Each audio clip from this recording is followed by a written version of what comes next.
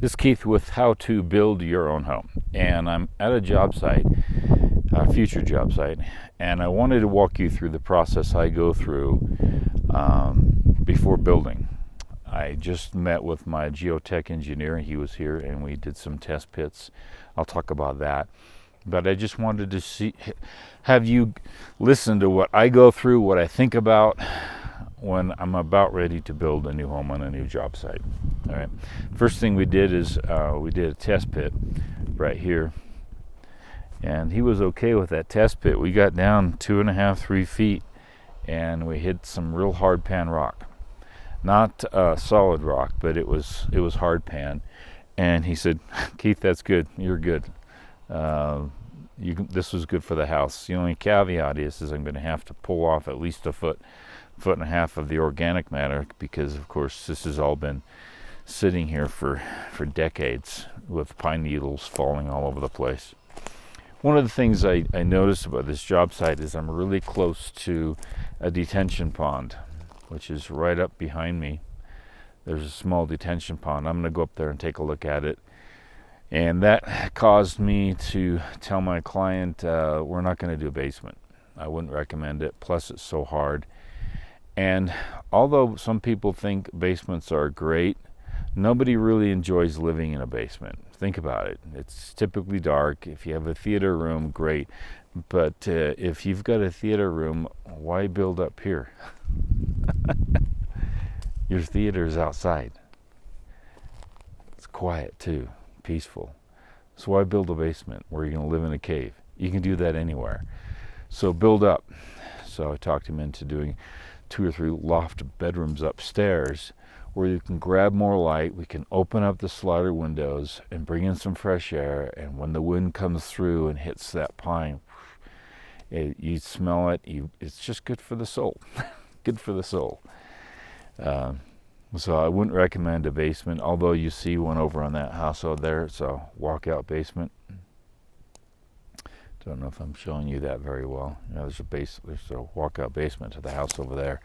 Anyway, the next thing we did after doing a test pit, I was surprised at how shallow we had to go on that one. The perk test wasn't the same. A perk test is the test you do for testing how the percolation rate of water through soil. So we had a couple of test pits that we did. Here's the first one. We got down about 2.5, almost 3 feet on that one, and I hit some real hard rock. And we did another test pit over here, and it was the same thing. I hit some real hard rock, and about 2 feet down, it's just some real hard rock in there. And I go, because I know I'm running into an issue with 2 different types of septic systems, one more costly and one's not as costly, and a shallow system and a deeper system. So I said, can we go over here and take dig a hole and just test that? He goes, sure, let's do that. So we came over here, and I don't have some heavy equipment. I only have a John Deere little backhoe here, and we dug down about 6 feet really easily. So what that did for me is it gave me an option. He says, what kind of septic would you like? A shallow system or a gravel perforated system? And so I have to know how far gravel is. Well, I happen to know how far gravel is. It's pretty far. It's way down the mountain. I don't have a close pit nearby. That would be a shallower system, a more affordable system, or a deep system, because I just dig trenches and I throw in my perforated pipe and we bury it with gravel. Boy,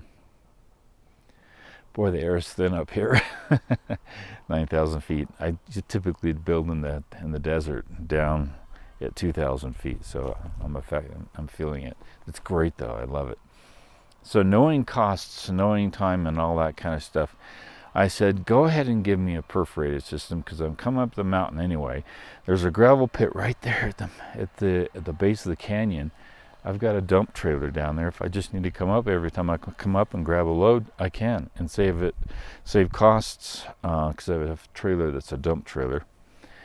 Give me that, but also, if you can, give me the specs on a shallow system. So I don't know what system I'm going to do yet, but I know that I can fit either one in there. It's depending on time and some cost factors. The benefit is the shallow system is about 30% less of a field that I have to take up. If I go with a deeper system, it's about 30% more pipe and more coverage I have, stuff like that. And so I don't know which way I'll go just yet, but at least I'll have the specs on both and I can choose. And it wasn't much. He says, Keith, I'll just throw you the engineering for both of them so you can choose which one you want. And I've done a lot of work with him, so he's going to do that for me at no additional cost. So the other things I look at are the drainage of the lot, where water's now currently going. And I'm looking at the land up here, up behind me, and I can see how it really wants to come down into the home here. So as we build and excavate out those footings, I'm going to take the dirt, I'm going to use that dirt to create some swells that go that way, take the water out that way, and I'll actually create another swell and take it out that way.